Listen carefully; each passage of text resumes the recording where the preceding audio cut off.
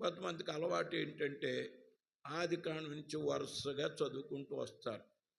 కొంతమంది మత్తయి సువార్త దగ్గర నుంచి వరుసగా చదువుతారు. కొంతమంది అలాగ వరుసగా చదవరు, ఎక్కువ చదవలేరు. వాళ్ళు ఏం చేస్తారంటే బైబిల్ ఇలా తీసి ఆ చెయ్యి కింద దగ్గరున్న వాక్యాన్ని చదివి, ఈ వాక్యం ద్వారా దేవుడు నాతో మాట్లాడాడని చిన్న ప్రార్థన చేసుకుని స్కూల్కి వెళ్ళిపోతారు, డ్యూటీలకు వెళ్ళిపోతారు. అలా ఒక ఆయన తీసాడంట. అక్కడ ఏమొచ్చిందో తెలుసా? ఇస్కరియోతు యూదా ఉరుబోసుకొని చనిపోయాను.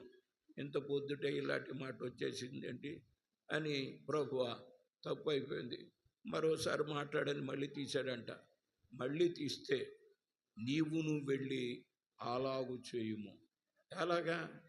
ఇస్కరియోతు చేసి ఇదేంటి ఇలాగ వస్తున్నాయి వాక్యాలు అని మళ్ళా తీశాడంట.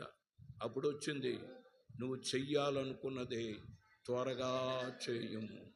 బాబోయ్, ఇంకెప్పుడు ఇలాగా చదవనని ఆ పద్ధతి మానేశాడు.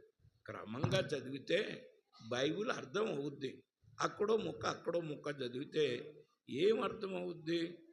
చాలామంది దైవ సేవకులు సంవత్సరానికి ఒకసారి బైబిల్ పూర్తి చేసేస్తారు.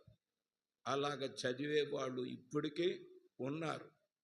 మా అమ్మ అలా చదివేది. ఉదయం ఒక అధ్యాయం, మధ్యాహ్నం ఒక అధ్యాయం, రాత్రి ఒక అధ్యాయం చదివేది. ఆదివారం 5 అధ్యాయాలు చదివేది. సంవత్సరానికి బైబిలు పూర్తి అయిపోయేది. అలాగే ఎన్ని సంవత్సరాలు చదివితే అంత జ్ఞానం బైబిల్ మీద వస్తుంది, అంత శక్తి వస్తుంది. బైబిల్ బాగా చదవాలి.